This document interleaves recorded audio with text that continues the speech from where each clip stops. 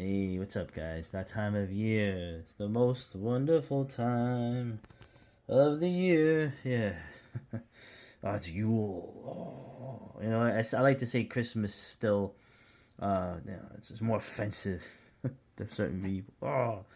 Who would, who is offended by Christmas? Really, who would be offended by Christmas? I can't think of anybody.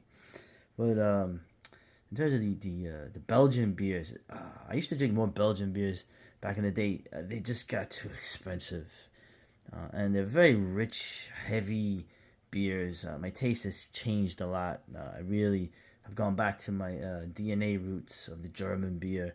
But the Belgian beers, I mean, I'm not gonna lie, man. Saint Bernardus, right? Number 12 is one of the best friggin' beers in existence. But this one in particular is another great Christmas ale, Corsedonk Christmas ale. Right? The Christmas beers. You have Delirium Tremens. You have a lot of, even Chimay, I believe the blue Chimay was a Christmas beer. Essentially, very rich, spicy beers. Although I don't think, no, this is spiced. This has coriander. Now, of course, remember the Belgians. They don't follow the Reinheitsgebot. They put whatever the hell they want in their beers.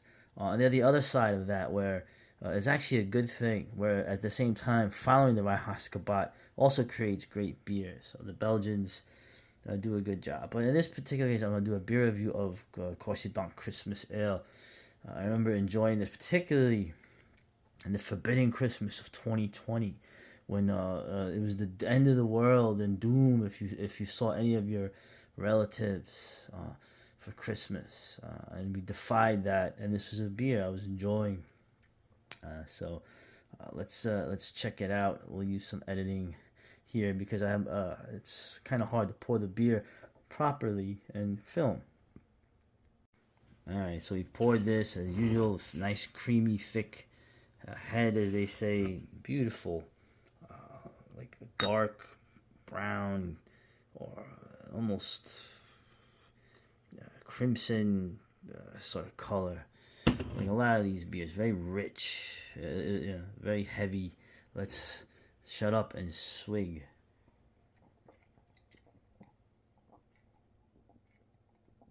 Mm. Mm. Mm. Now the Belgians, of course, they use sugar many times to re-ferment these things, which is normally would be probably a nasty thing. But the thing is that the Belgians are able to use fruit, sugar. I mean, spices are fine, but they're able to use those things that normally Americans screwed beers up with. All the wheat fruit ales that come out every year for the fat Americans. Oh, but the Belgians have hundreds of years of brewing experience. They're able to integrate things like fruit and sugar into the flavors of the beer without making them super sweet. I can't explain it.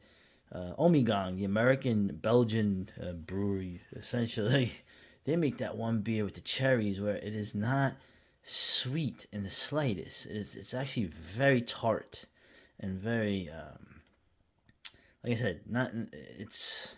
They're far less sweet than they should be. They're very complex. They're very filled with many different flavors. I'm not gonna do the usual. Oh, I taste hints of figs and raisins and all that wine tasting stuff that the beer people have adopted. But the complexity is there, just like you have with German beers and British beers. A hint: you have history, you have years of brewing excellence and experience to bring this out. So, like I said, these are not super sweet, disgusting beers like they would sound to some people. Although I will say, I'm a go-to. I'm a Pilsner guy. Um, you know, the German beers, but like I said, the Belgian beers, especially the Christmas beers, perfect for the cold weather of Mother Europe. Um, which I hopefully will visit someday before I'm done with this world. Uh, any last thoughts on the ale? Nah, this is an excellent Christmas ale. Corsedonk. And there's a lot of great Christmas beers. The St. Bernardus Christmas beer is also good. You can't go wrong with a good Belgian beer that has the Christmas theme to it. They're really, really great beers. It's just that they're really pricey. Anyway, one more sip. One more gulp. Let me sip.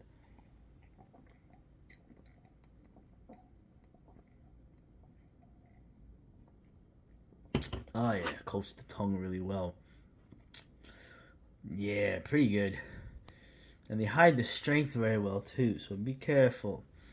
Um, and Merry Christmas, Happy Yule, Winter Solstice, all that.